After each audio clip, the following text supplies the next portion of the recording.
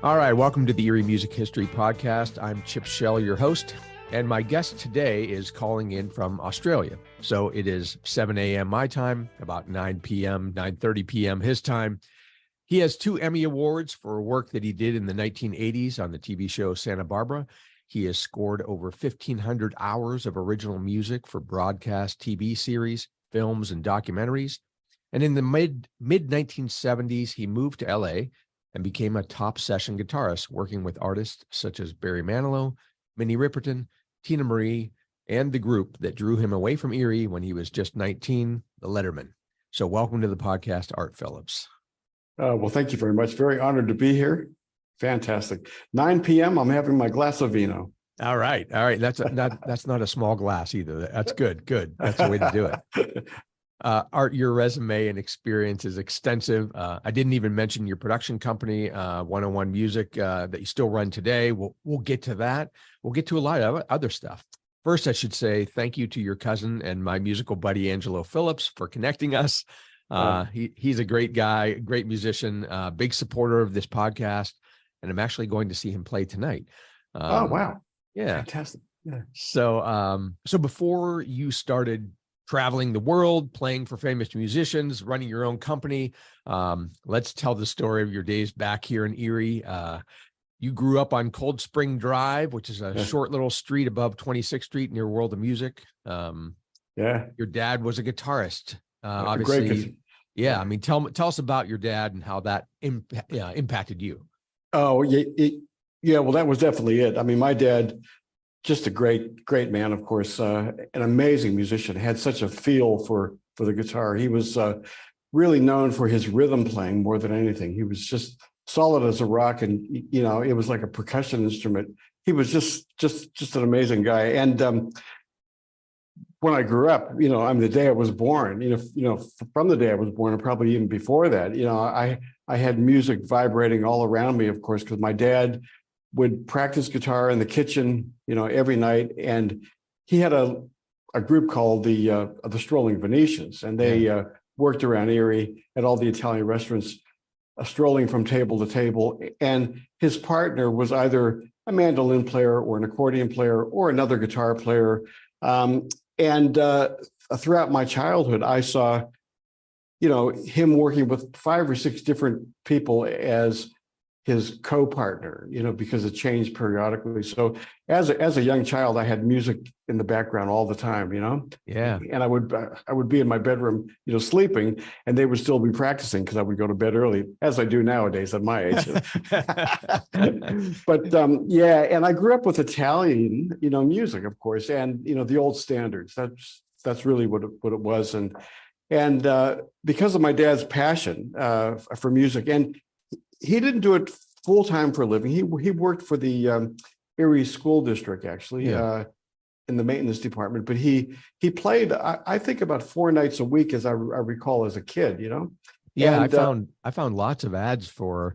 I mean, when I looked for your name, I found your dad's name a lot playing. Did you? Yeah. Playing at places like the Cesar Batista Club, the Blue Max Air in the airport. That was a restaurant there. Pernice's Italian restaurant. I mean, places that are not around and haven't been for a long time. And the Stagecoach Inn. And he used to play. Right. He used to play at the Erie Manicure Club. And a matter of fact, in my office and studio, I have all these photos on the wall of my dad from all those ads that you would have seen with him and his partner John Narducci and Renzo Armanini, the mandolin player, playing at all these different places. Just amazing. And luckily for me, I think I picked up the guitar probably when I was 5 or 6 years old, I think, but I didn't really start playing, until I was probably 7 or 8. That's still pretty young. Yeah. But I do remember, we practiced every night together, and, it was a slow learning curve, and my dad taught me. And then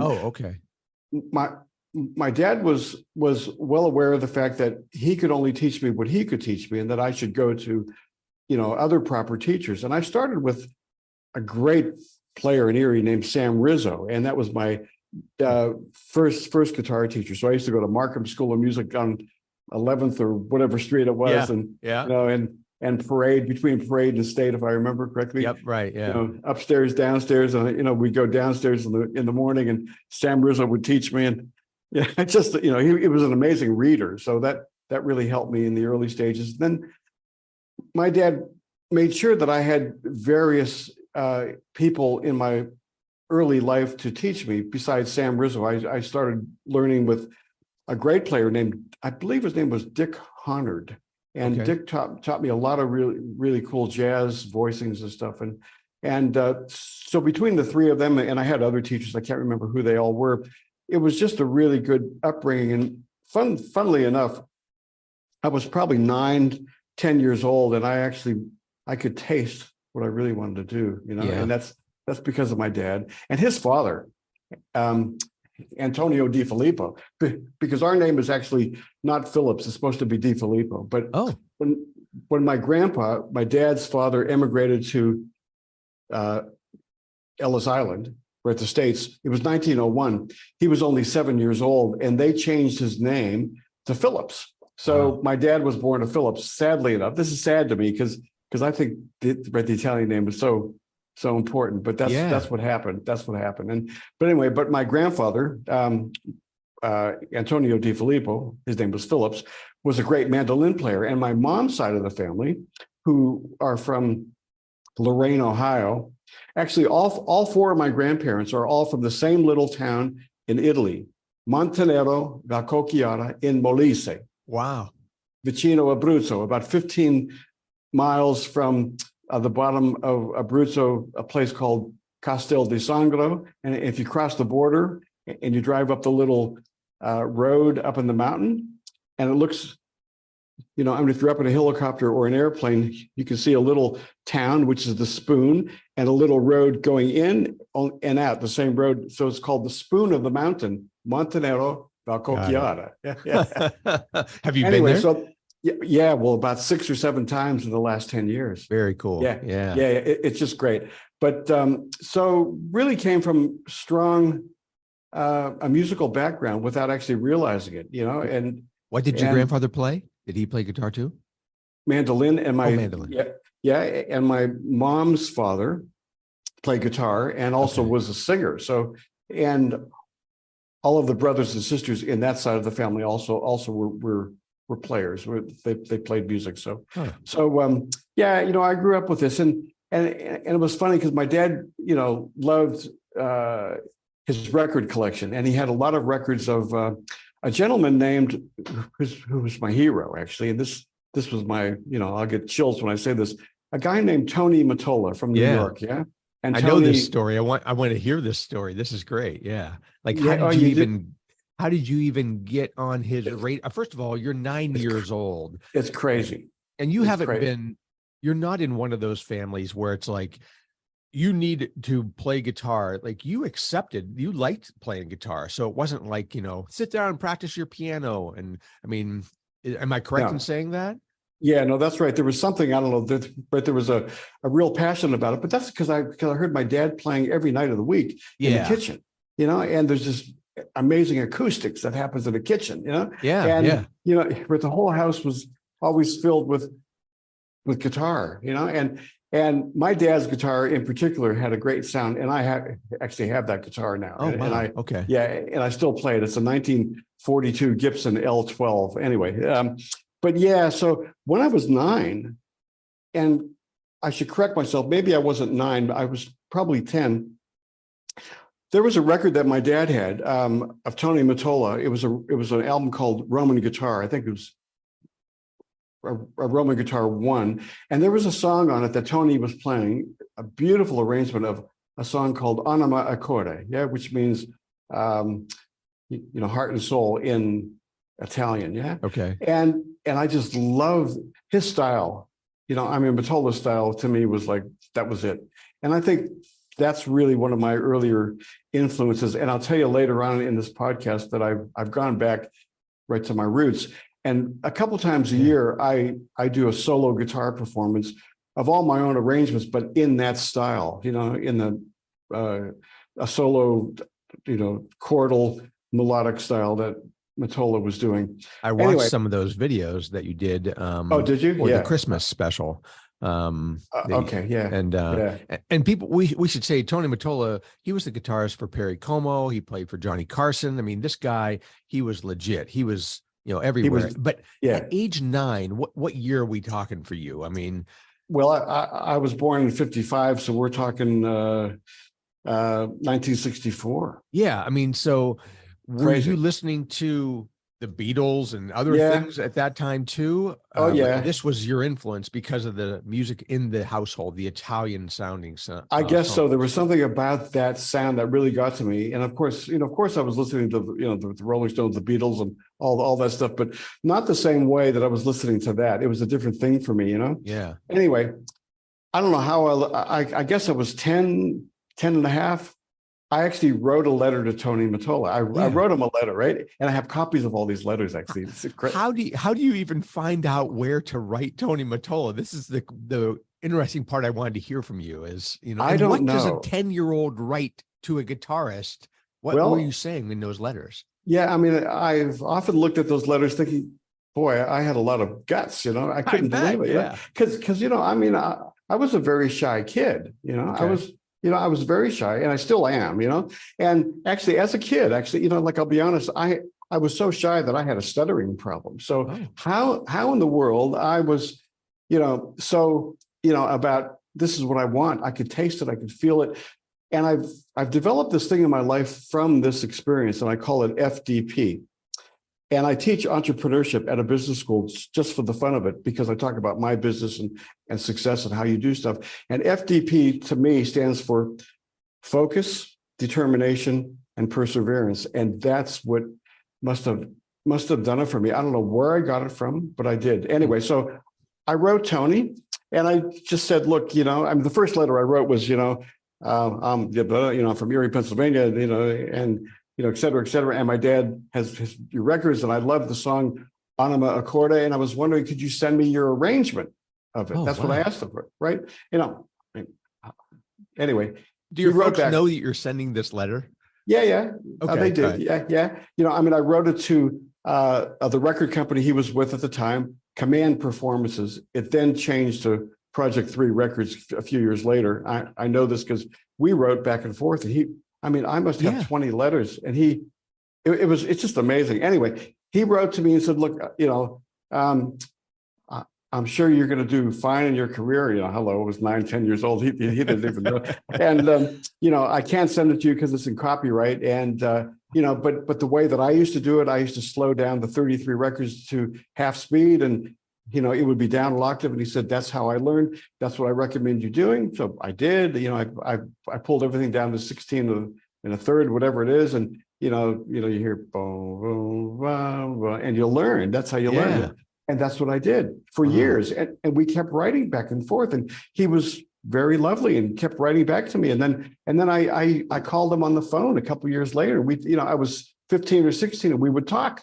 Wow. And I know, it's crazy. And were you talking about always like music and the songs that he played and how do you play them? Yeah. And techniques. I would just ask him stuff, and I would always tell him, this is what I want to do for a living. What can you, and I was 13 or 14 and I went to the local place where you buy, great records. And I can't remember the name of the place. It was on 8th Street, but I bought a reel-to-reel tape recorder, Okay. And I would practice and record, and I created an album. I wish I had a photo of it, and I sent it to him, and it was an album on a quarter-inch tape, 7 inch, and I had artwork on it and everything, and I sent it to him, and he came back and critiqued it, and I was probably 14 or 15, just nuts. The whole thing is nuts, and Chip, I got to tell you, I finally met him in real life, and I was going to ask.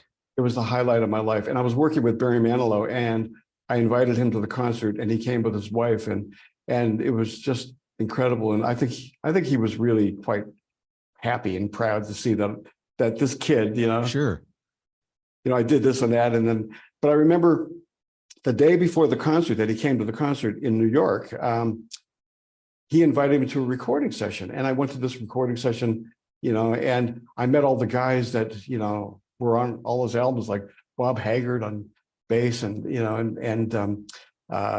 Vinnie Bell on guitar, and him, and I sat there, sort of in the session, watched these guys play, and it was like, it was the weirdest thing for me. I couldn't even talk. I couldn't speak. I couldn't even communicate with this guy, Tony Mottola. He was like my hero. It was like, Yeah.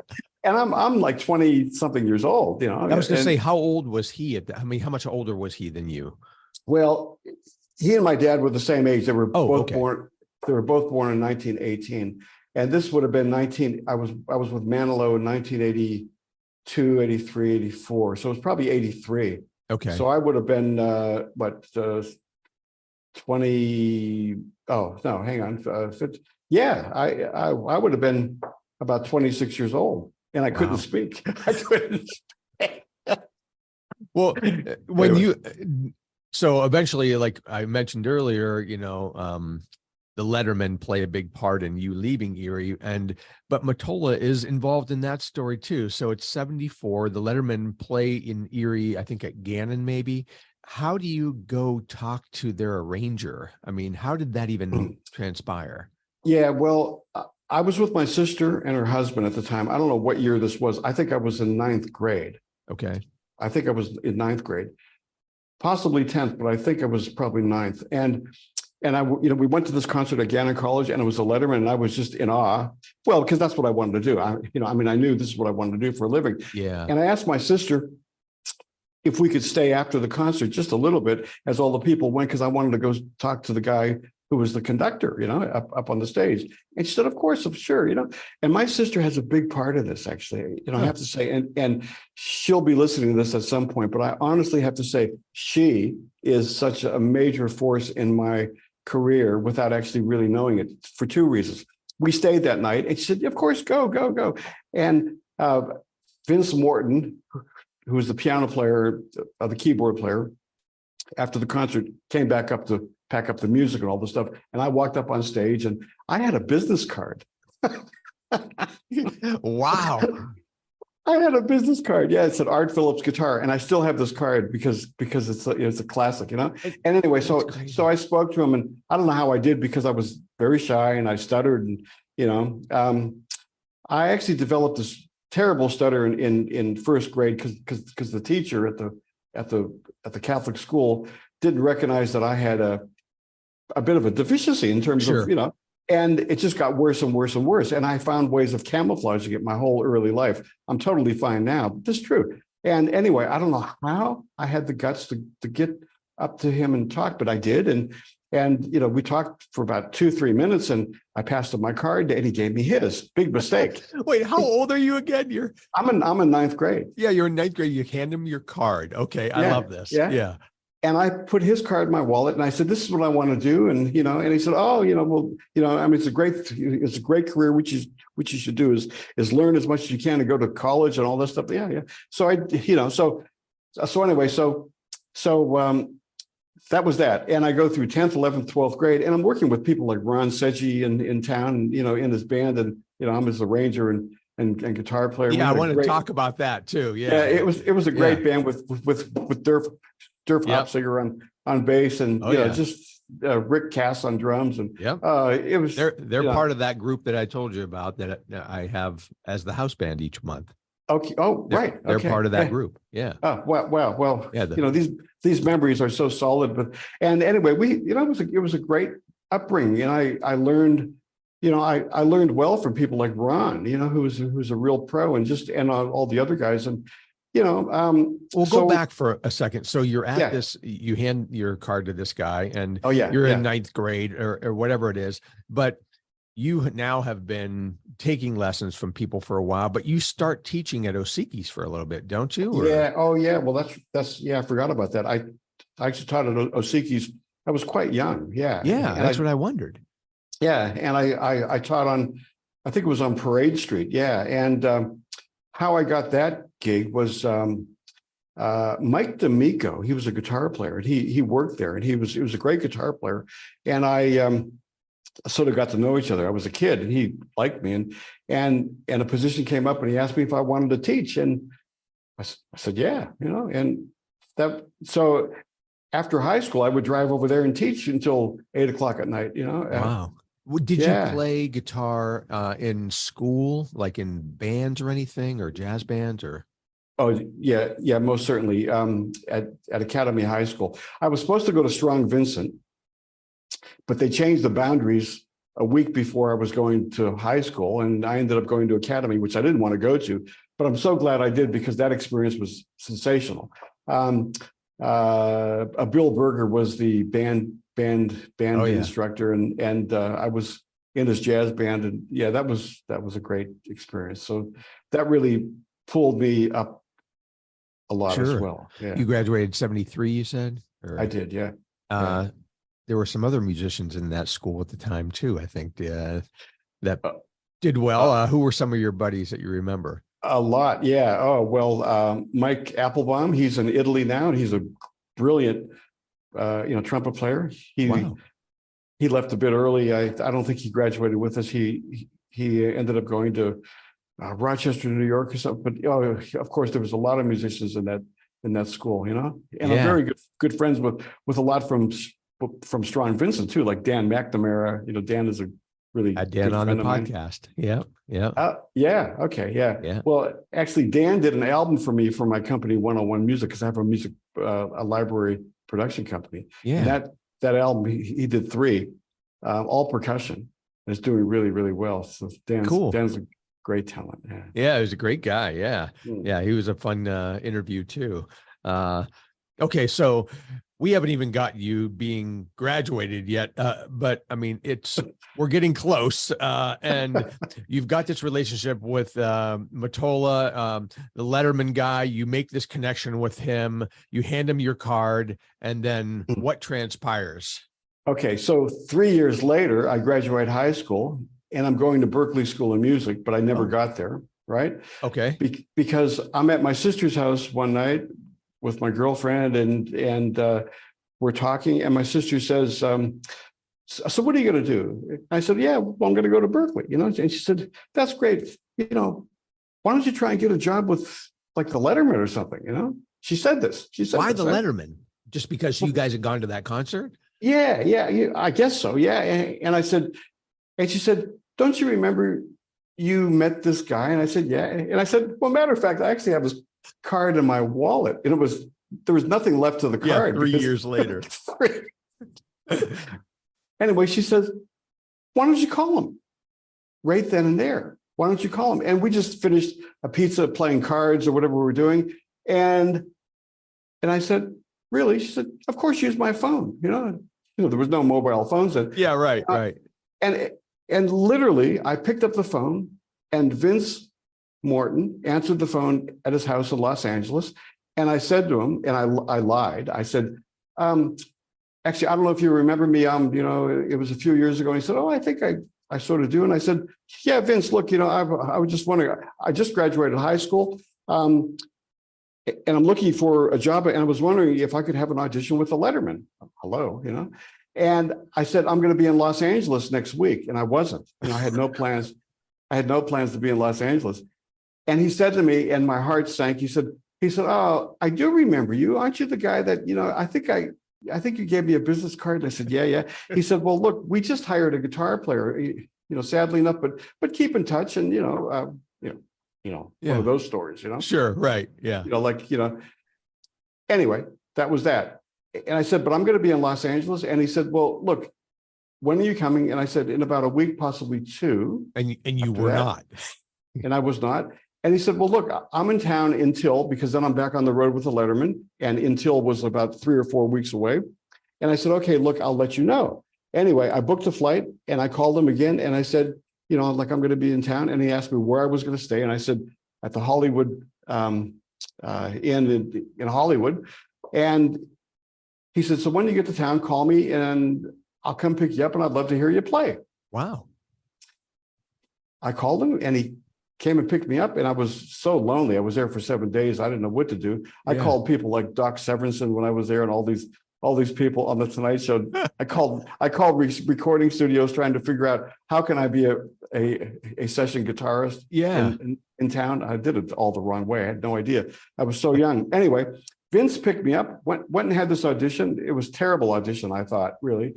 And I was really, really depressed after it. And I figured, oh, what am I going to do? I'm going to go back home. I guess I'm going to Berkeley. Not that there was anything wrong with that, but I really wanted to get it happening, Right. Anyway, 2 months later, Thanksgiving night, 2 months later, the phone rings, and this guy on the phone, his name was Art Silber. He was the road manager for the Lettermen. And he said, we're in Pittsburgh, Pennsylvania, and Vince told us about you. He's no longer the musical director, but we are in desperate need of a guitar player. We understand you live in Erie and we're in Pittsburgh, and we're wondering if you could come down on the weekend because Tony Butala, the owner of the Lettermen, one of the singers, would like to meet you and audition you because we understand Vince heard you and he's recommended you. Wow. And I said, who is this? Yeah. It's Thanksgiving night. Yeah. I mean, someone's I thought calling this was you a and joke. offering you. Yeah. Because I told people that I did this, Yeah. It was for real. And that weekend, 2 days later, because it was Thanksgiving on a Thursday night, on a Saturday morning, I drove down the worst snowstorm I ever remember in my life, drove all the way down to Pittsburgh, met the guys, had an audition. Vince wasn't there. He was no longer with the band. I got the gig. I drove back to Erie, actually on the Sunday night. And the plans were I'm hired and I start in January. I have to fly to LA in January. First tour is Japan, Hong Kong, Philippines for 2 months all up. Right. And then the first gig back in America is in Erie, Pennsylvania, at the Erie County Fieldhouse. How about that? That's crazy. It's insanity. Yeah. I mean, and that's and truly that is what happened. And that was my launching pad. Now, Tony Mottola, I still don't know the true answer to this, but I do know that Vince Morton and Tony knew each other. And Vince had told me at one point, and Vince is still alive, so I should, re-ask him. I can't remember, but there was a recommendation that they knew each other and they heard about me from that. That's not how I got the gig. I think I got the gig from the audition. But these two ironic things that actually happened. My sister was so responsible for those two items. Yeah? There you go. All right. Yeah, it all comes full circle. And so, people may be listening to this and thinking, okay, this guy, he's 19, 20 years old. He goes to Pittsburgh, he gets this gig and everything. But what live experience have you had so far? So you mentioned Ron Sedgy, who's also been on the podcast before. You played with him. Charles McCormish, Accents on Sound. You played with them. I don't know what that was. Do you know what that was? I can't remember, but I did a lot of work in Erie with bands like the Hayner Brothers and just various things. I had my own little jazz trio with Dave Kane on piano, and so that's what it was, mostly jazz stuff, or like Ron. With Ron, no, but it was sort of jazz stuff because that was happening. But and also, I used to play with my dad. So as a youngster, I skipped this part. Is that when my dad's partner got sick, I would have to go fill in at the Erie International Airport or the Erie Manilow Club, and I was underage, because the drinking laws. I don't know what 16 or 18 there. Or it's 21 there. It's 21. Yeah, right. Yeah. I was out there playing with my dad when his partner got sick at 15 years old. Okay. So I would have to strap on this guitar, and we had a white shirt and bow tie and a vest or whatever, and I had to stroll around table to table with my dad. It was so embarrassing. I remember it was watching all these romantic, beautiful people eating, and we'd playing the songs, but that was great experience. You see, that was great experience. How did you become the musical arranger for Ron Sedgy? Because you were 18 years old when you were doing that. How did I don't know. He just sort of trusted me. I didn't know what I was doing, really. Yeah, you guys were probably close in age, right? And there were a lot of people in the band. You were Well, I did it, and I don't really know how qualified I was to be the arranger. It was an experimental process, I think. Okay, all right. Yeah. But it sort of worked. Yeah, I think he's mentioned you and given you credit for that in articles I've read. It talks about musical director Art Phillips is back with Ron Sedgy, and so All right. Well, Well, and I thank Ron for that, because that was a real, you know, a guiding light in terms of what I ended up doing in my career. Yeah. sure, sure. Were there Yeah. other musicians in town that you admired or you would want to see or you remember at that time, either through Osikis or Markhams or something like that? Or were you so focused on what you were doing? I was pretty focused on what I was doing. I mean, I wasn't really in the rock scene a whole lot, No. which is strange. I mean, there's a whole group of great Erie musicians that I only got to know later on, like Ron Guzik and Ed Pouton, who's now sadly Yeah. passed away. Right. Very, very, very sad. Very sad. I used to talk to Ed on Facebook a lot, and yeah. So I mean, it's really weird. Like Paula Holmes and people like that. Sure. I don't know. I sort of missed all that, and I don't know how and why. And I'm quite sad about that. Because that was like the real foundation of Erie, and I was sort of out on the outskirts doing this solo whatever it was. Right, right. I Well, don't actually know. and we but should it point worked. out, like you said, I mean, the drinking age was 21 years old. A lot of those Yeah. folks were playing in bars already. You weren't, old enough to go. And, so, I mean, unless you saw them at like Wyco's or stuff like that, you didn't get a Mm. chance to see some of those other bands. No, well, I didn't because I wasn't into dancing and I was, very shy. And Shy. yeah, yeah, Right. yeah. Yeah. All Interesting. those folks, Ronnie Guzik and Paula, they've all been on the podcast before, and Okay. I'm super lucky to have them do those interviews. So let's talk about then. So it's 75. You are, like you said, you get this gig with the Lettermen. It's January. You rehearse for a week. What happens? Yeah, we go to LA and well, I mean, I go to LA and we rehearse for, a week. A place called Sound on Stage, I think is where we did it. Were And you then the youngest guy in the band? oh yeah, yeah, for Oh, sure I really? was. Yeah, Okay. yeah, yeah. Um, and we flew to Japan and that's where we started our tour and that was it. Wow. And, I really, that those next 2 years of my life, I think I was only with him for 2 years and I decided I was, I wanted to leave. It could have been 2.5 years.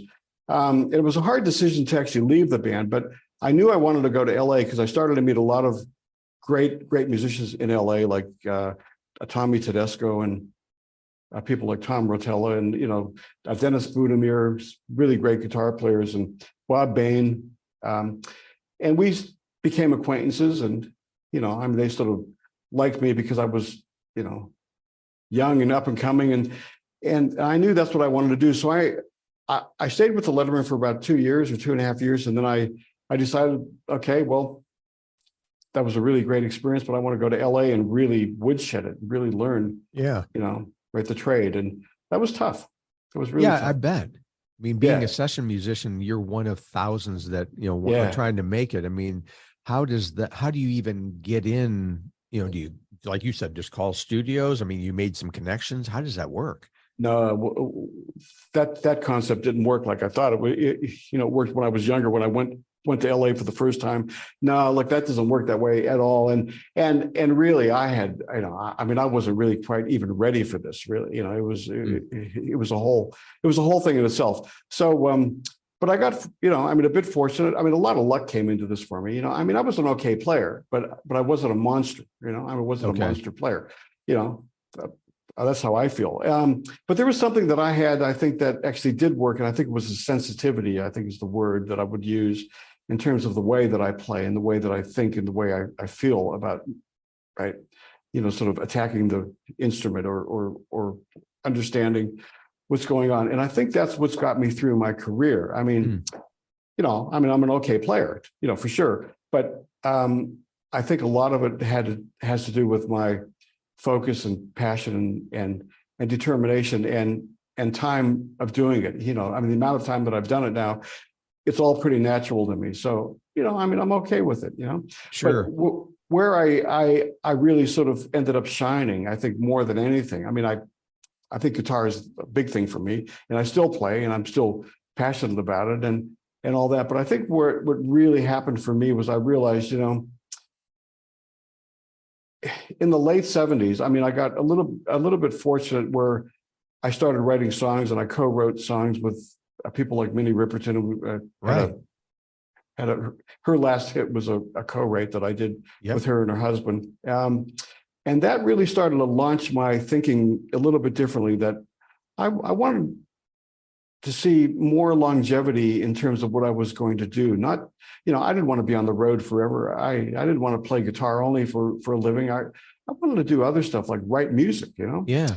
And that's really where things really started to open up for me. Again, a slight career change.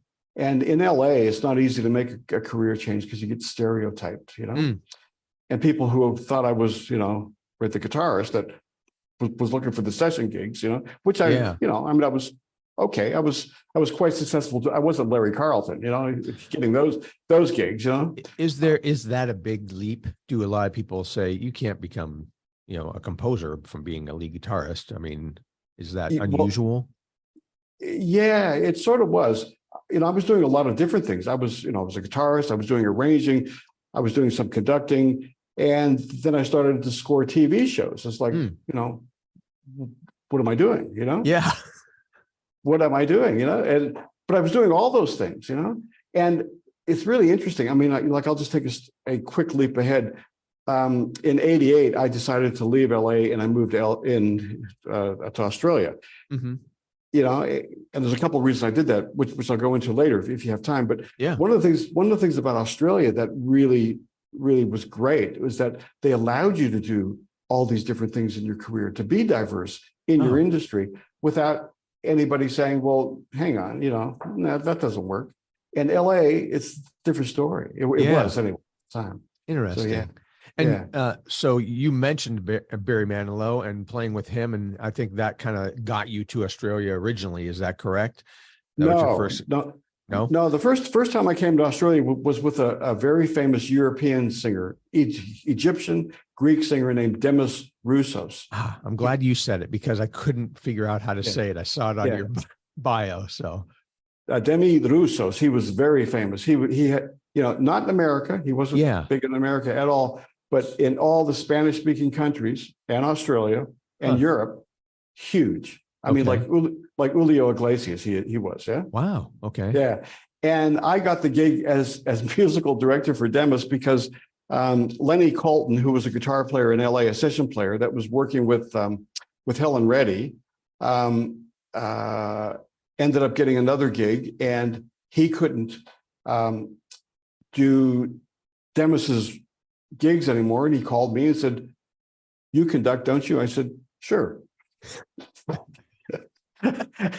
Anyway, so I got the gig. Yeah. So I got the gig, and this big limo came to pick me up one day and drove me to Beverly Hills, and I, rolled down the window, and this guy with a big caftan was standing on his huge property, and which was Demis Roussos in Beverly Hills, and we hit it off like that. Wow.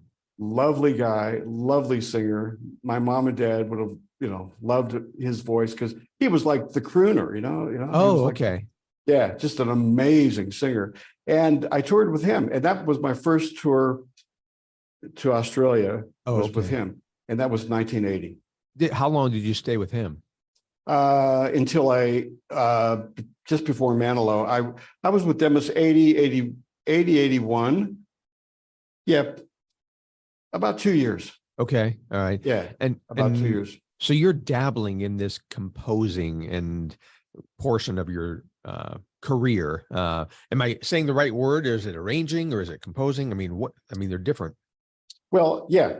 I mean, it's different. I mean, I was doing a lot of arranging in LA as well. I was doing stuff, I have I co-wrote some songs on a show called The Love Boat, which of course you remember The Love Boat. Yeah? Sure, right. And I was doing some arranging there for Joe Harnell for the show because he was the composer.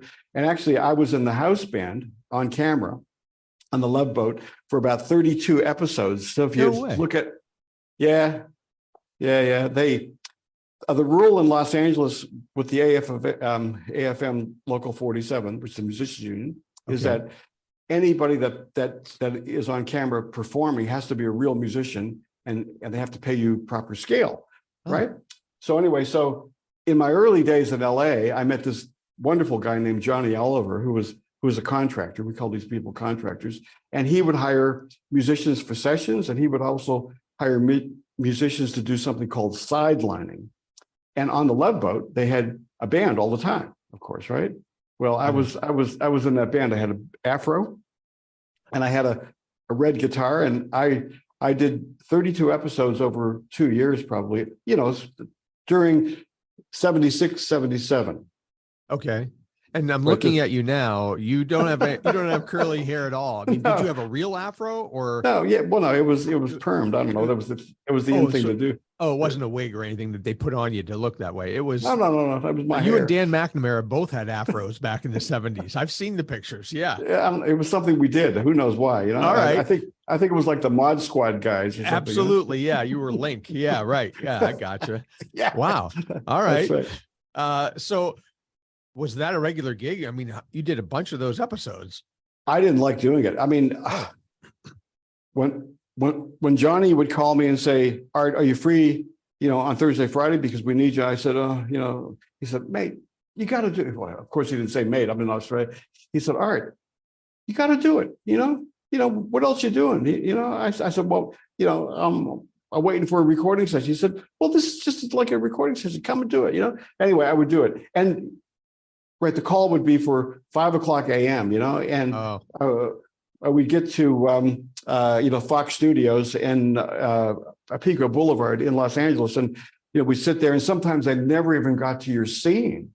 And you sit there all day, call back tomorrow. And, I can't come tomorrow. Well, yeah, you have to come back because you were in the other scene and we have to have the same guys in the band. Sorry. It's like, I didn't like it. I just didn't. And I don't know what it was. I used to get $110 or something for the day, whatever. I don't know what it was back then. Right.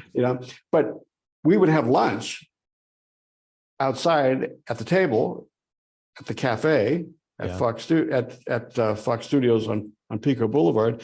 And sure enough, almost every day next to us was the table of Charlie's Angels, because their set was right next door. Oh, well, so that's not bad. So we sit there with the girls from Charlie's Angels, and we ended up talking to them. It was hilarious, really. That was worth the day. Yeah, but I just didn't really want to do it. And now I look back and I think, what was wrong with me? Why didn't I want to do it? That was a great thing. And here in Australia, they play old episodes of The Love Boat, and I often see. Oh my God, there I am. Yeah. Now, during this time, you're not married or anything, right? No. Okay. Yeah.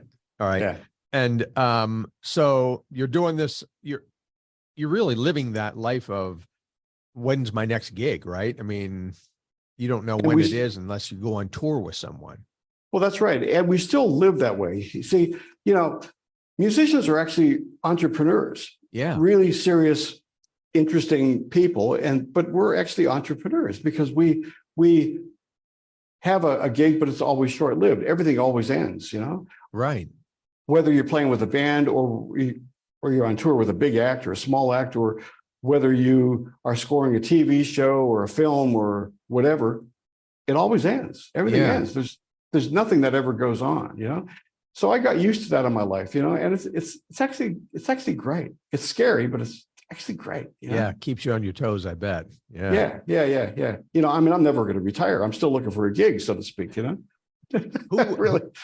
Who were you on tour with the longest? Probably Manilow, I guess. Probably you went Manilow. on a few tours with him, or? Yeah. Well, I was his guitarist 80, 83, 84, early part of 85. Yeah. Okay. Yeah. All right.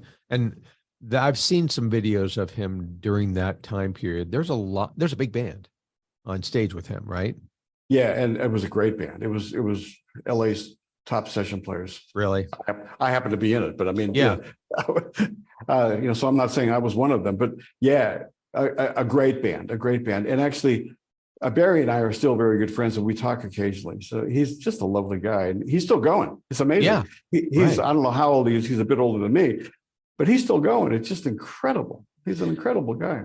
And one thing I wanted to ask you, we're mentioning some of these folks that you played with, but I'm going to go all the way back to the Lettermen, because the Lettermen had been in the early 60s getting their, biggest notoriety, and then you joined them in the 70s. Were you a fan of them, or you were not? No, And no, not really. I wondered about, like, as a session musician, because we're talking a little bit about that as a profession, you probably have to put aside, what you like to play and listen to, and realize this is a job, so I mean, was it difficult sometimes? Because I know the Lettermen, in the early 60s, they were playing 200 gigs a year. I mean, they played a lot. And They did. when you were with them, they were still pretty popular, right? Oh yeah, huge, especially in the Midwest, Okay. Yeah. And we would, I mean, they worked a lot. Yeah. They worked, a whole lot. But I love their music because, see, that sort of music, which we sort of call mom and pop's music or MOR music or whatever you call it, there's a real, the songs are songs, the songs are People really, connect. they're just really well constructed, I mean, they're just songs, Yeah. great lyrics and, and great harmonic, elements to everything. And it sort of fit my psyche in terms of, my background, all the music I heard my dad playing, and I played with my dad. And, so it was in that era, not that my dad played that sort of music, like of the Letterman, but it still was all that. So it worked really well for me because it came from the heart, Sure. Yeah. Well, when did your career change to, I don't want to go on the road anymore, I want to do more of this composing, arranging, and then eventually producing, right? I mean, creating your own company.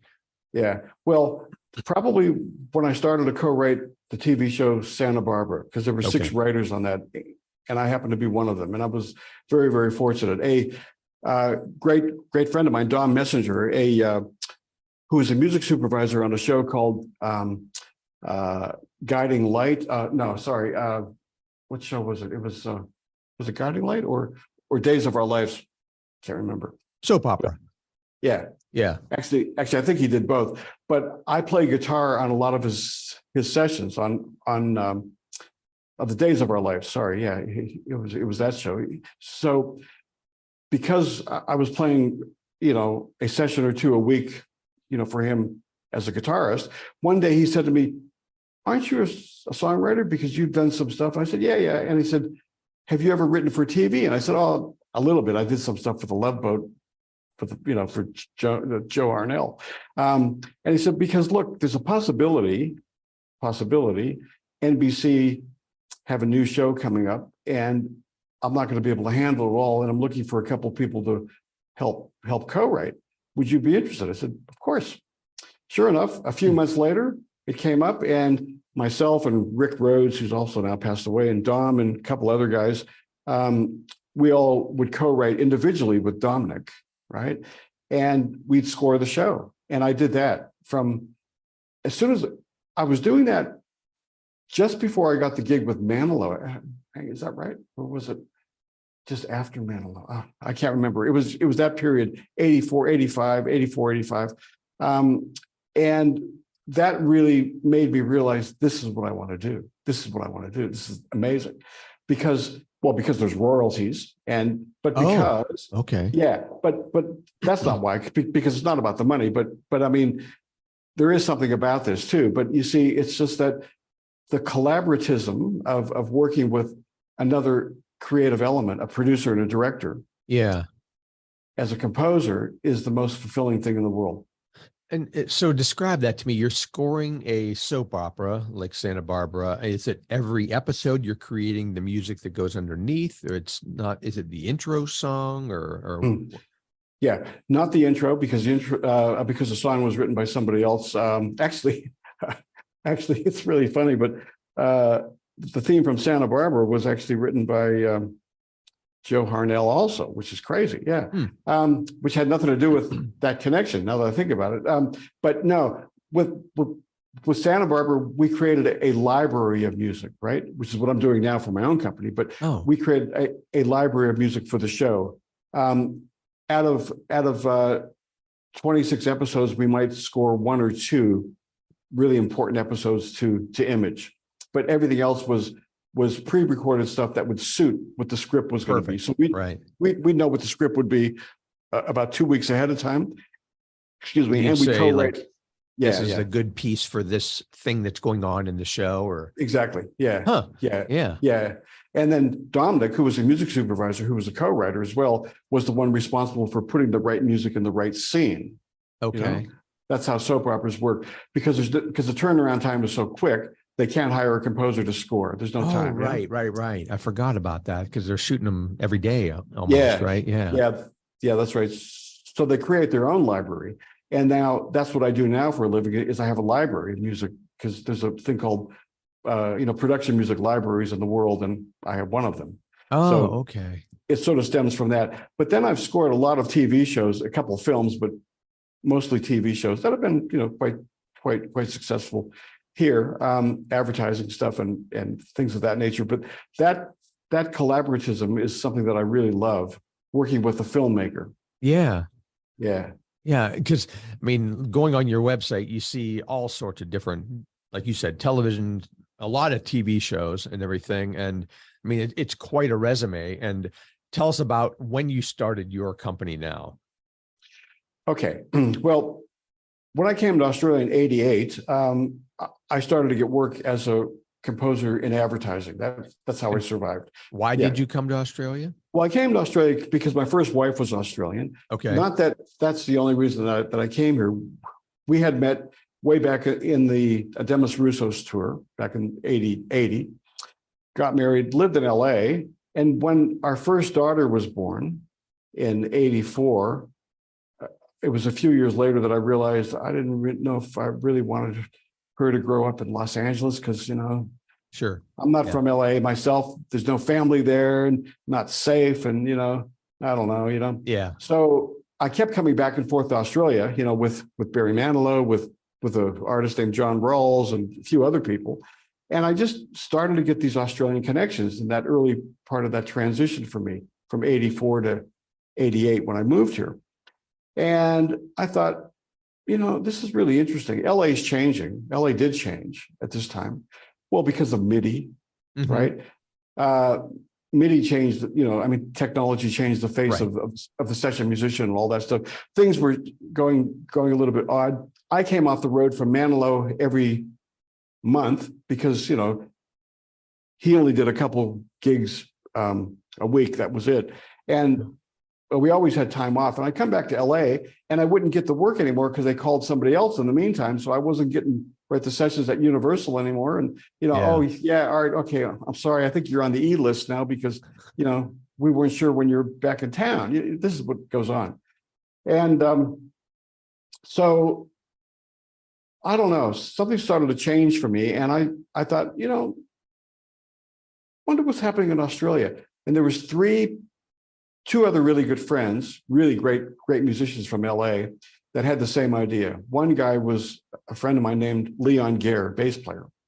And he's just an amazing player. And Larry Mahobrak, who was a keyboard player, top session players in LA. And we all had the same idea because we all had this Australian inkling, and we all moved at the same time. Oh, wow. And also Louis Shelton, who is a guitar player that produced all the big buzz skag hits and all that, also came to Australia in the same weeks that we all did. The four of us. It was like, what are we doing? We're leaving LA. We're coming to Australia. and we all did. And we all never looked back. It's been amazing. Wow. And funny enough, Chip, for some reason, when I moved to Australia, I started to get more work from LA as a composer. Oh, wow. Yeah. Go figure. And that's when you started your company there? No. I was doing a lot of work for music library companies like FirstCom, Bruton Chapel out of the UK, and Five Alarm Music, which is a music production company out of LA. And I was living here and delivering all the stuff I was doing electronically before we could do it that way. Right. And that started me to realize that there's this other avenue besides television to score to called library music. And you think of library music like elevator music, but it's not. It's a whole different thing. Anyway, so I did about a decade and a half of scoring for all those other major companies, which are all now owned by Universal. And I have about 65 albums out now with them under library production music.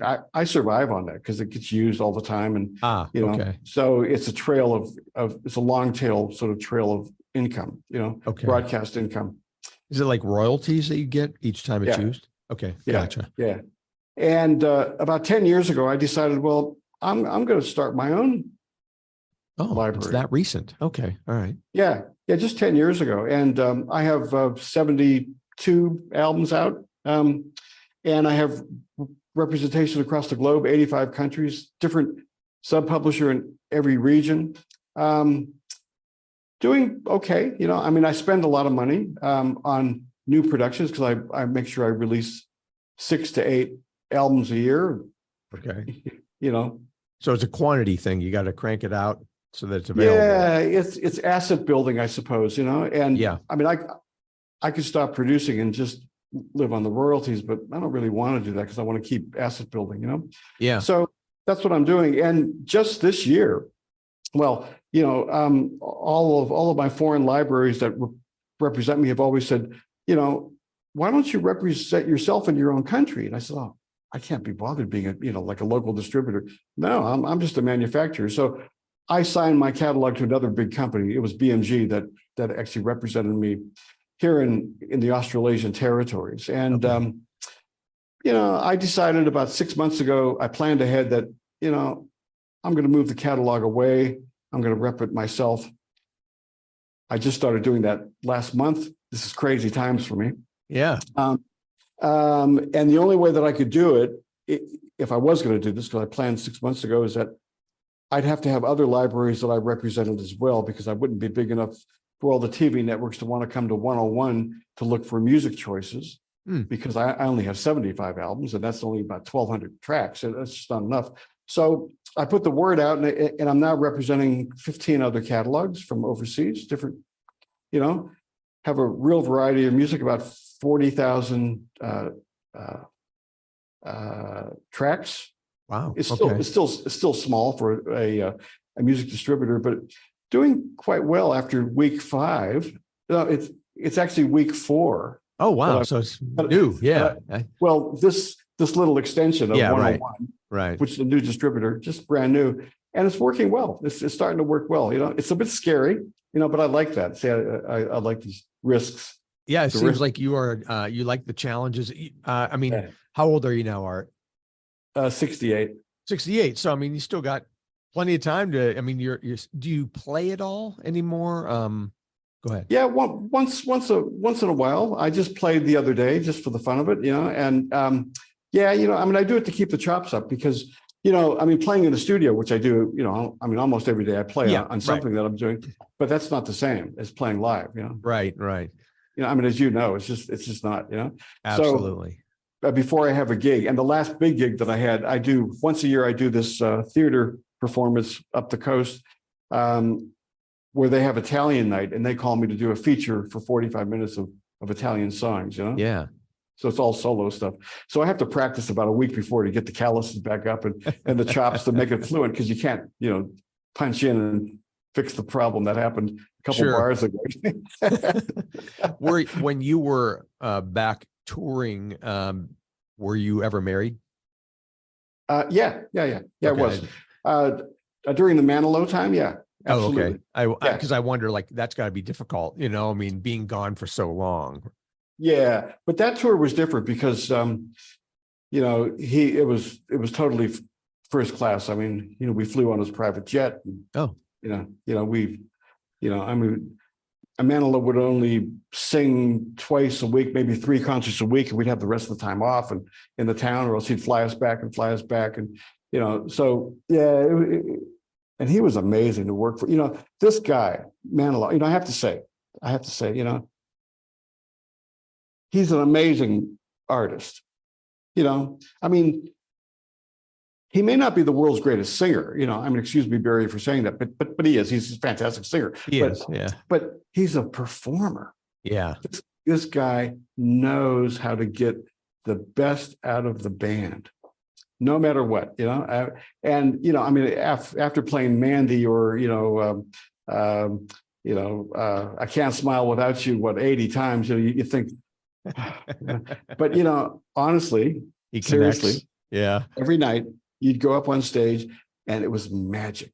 Yeah. That's what I It was was going to magic. ask you. Like in some of those situations, like with him doing it so often, whether it's a Letterman or whoever you were touring with, after a Always while, magic. it's got to be rote. It's got to be like, oh, we're going through this again. But with Yeah. him, you said it was still, Yeah. still Well, felt no, it. it wasn't. I mean, even with the Letterman and with Demis or Minnie Riperton that I performed with, it was always magic. These people who are those sort of, that's why they're artists, because they have this charisma that even, the band who's probably so tired of playing that song for so many times, Yeah.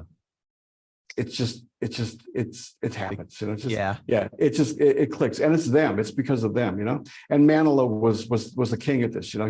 He really knew how to get the best out of all of us. It's great. It's great. Yeah. There must be people over the years, and I always try to end episodes with folks like you with these types of questions. Favorite crazy story from the road, or just performing in general, anything that stands out, that Yeah. I mean, Yeah. what do you got? Okay, well, there's two things, right? All right. One is not a funny story, but it sort of is. I'm performing with and I haven't told the story a whole lot, but I can tell it now. It's okay. Yeah. I mean, a lot of people in the industry know about this story, right? It's 1980, and I'm touring with Demis Roussos, and I'm rehearsing with Demis Roussos before the first tour, which is in South America, before we came to Australia. Okay. And Demis had incredible orchestras on his records, huge sounding orchestras, right? And the band, we only had 11 people in the band, and we rehearsed for 6 weeks, right? And I remember my mom even came to LA during the time, and she sat there and watched the rehearsals. It was great. But I used to have to wear headphones, and I wore headphones because I'm conducting to a click track, because the orchestra is in the headphones, on tape, and I'm conducting the band. We're all playing and singing. We had 4 background singers, and Demis, great strong voice, and a great band, and that's what he wanted to do, and it was magnificent. I mean, hello. Anyway, so we go on tour, and we start in Mexico, and then we go play Chile, and then we go to wherever else, and then we go to Buenos Aires one night. And we perform at this big theater in Buenos Aires. And, all of a sudden, this guy stood up in the audience and started screaming. And the whole audience was like getting really upset. I don't know what they were saying because they're speaking in Spanish. Right. Yelling and screaming and throwing stuff on stage. And then a whole riot happened. And we had to take our instruments down or off, and they took us down in the dressing rooms underneath the stage. They had to lock the doors because there was a huge riot in the theater, stomping like elephants above us, and seriously. Yeah. And they claimed that we were not performing. We were lying. It was fraud. Demis was not singing. The band is not performing. It was headlines in the paper, right? Demis Roussos commits fraud. This is horrible for Demis, right? Poor guy. Yeah. Poor guy. It was terrible. We were all scared to death. Anyway, so a big lawsuit's about to happen. And so we had to then hire the local symphony orchestra for the next series of concerts. All these people wanted their money back. It took us 7 days. I had to help write arrangements for the orchestra. And anyway, 7 days later, in the same theater, we have the same concert. All the people come back. Big thing, like on the newspaper, Demis now is going to prove he can sing. It was bullshit because we were singing, but couldn't. Anyway, so we performed it. It was great, and the audience loved it. Standing ovation. Demis was so thankful to me and the whole band and everybody, and we got this together in 7 days. We got the full orchestra happening. At the end of the concert, the equivalent of the FBI or whatever you call it in, Argentina come in, they lock all the doors. We're all under arrest. What? Because they didn't believe that we performed again. They didn't believe it. So they wanted this, it was this political thing, and we all got arrested and we all got put in jail overnight. This is a true story. Cow. This is a true story. Yeah. Wow. I mean, I have headlines in the paper from Argentina about this, right? In handcuffs with them as going to jail overnight. Anyway, couldn't you have just played for them and said, "Hey, listen, we can do this right now"? Well, we did, but you see, there was this governmental thing happening in Argentina at the time, and I only found out this years and years later that they were looking for a superstar like that to prove the strength of the local government, so the people could say, "Hey, these people can't get away with this." Now, the only other band in the world that was doing anything like this was ELO, which was the Electric Light Orchestra. They were performing with tapes, I mean, now everybody does, I mean, right. But back then it didn't. So it was a horrible situation. And poor Demis, we got out of jail the next day, of course, but we couldn't perform. We had our passports taken away. There was a major lawsuit that happened there. We, ended up back in Los Angeles about 2 weeks later. Poor Demis had to go through this lawsuit. I was one of the key witnesses, and he ended up losing the case between himself and the promoter because of the loss, because they canceled all the rest of the concerts. And so that was a horrible situation. And I'll never forget, the impact of that made on everybody, including poor Demis at the time. Yeah, I bet that would be a memorable one for sure. You said there were two. Yeah. Well, the next one was with Barry Manilow, which was an amazing thing. He performed. This is '83. And it took 6 months to organize this. They had to build a stage. Blenheim Castle in England, where the Duke of Marlborough lives, where Winston Churchill was born. They ended up creating a huge outside venue stage where we had 50,000 people come to the concert.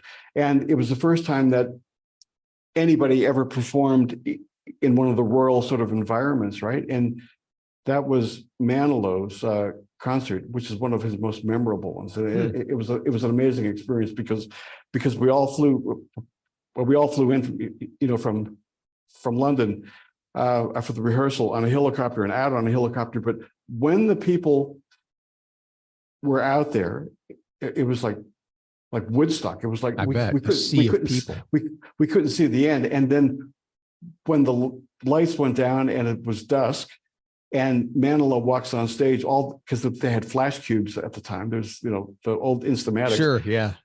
50,000 people with flash cubes. And it was like the most amazing sensation that you'd ever want to feel or see in your life. Yeah. So anyway, that's it. That's boring, but those are my two. No, that's great. Yeah, no, I like asking those types of questions, especially for someone like you who has had an amazing career. So I appreciate you sharing all this. Have you come back to Erie? You played with the Lettermen in Erie initially, like you said, that first gig. Did you ever play here again? Not in Erie with anybody. I performed with Manilow, of course, in Cleveland and Pittsburgh and places like that, but I don't think in Erie, no. Okay, because I know he played at the Fieldhouse twice, but once as an opener for Roberta Flack and then once on his own in the 70s, though. Yeah, so that was probably before you. Yeah, that would have been, yeah. Yeah. When was the last time you came back? My 40th class year reunion 10 years ago. That's right. Okay. Because my 50th is this year in August, which I can't come to, but I'll say hello to all my Academy friends. And we're in touch still, all of us. Yeah. Good. So, anyway, Chip, thank you so much. What a great chat. I appreciate it. Man. This was great. Thanks, Art. I appreciate you sharing all these stories with us. Yeah, no problem. Okay. All right. Hey, thanks for listening to season 6 of the Erie Music History Podcast. Just a reminder that I do host a music night on the first Tuesday of the month at the JPT Foundation's Events Center. It's on West 38th Street in the plaza that's next to Our Lady of Peace Church. Starts from 6 o'clock, goes till 9 o'clock, totally free. BYO everything. You can bring in alcohol, food. There's a great pizza shop next door. There's a Subway in the plaza. We, of course, have our house band, the Fabulous Leftovers. They play for an hour, and then usually we open it up to an open mic, or we have some other prearranged acts that follow the Leftovers from probably around 7:15, 7:20 till 9 o'clock. So check that out, first Tuesday of the month. Thank you to the JPT Foundation for continually supporting this podcast. I appreciate it.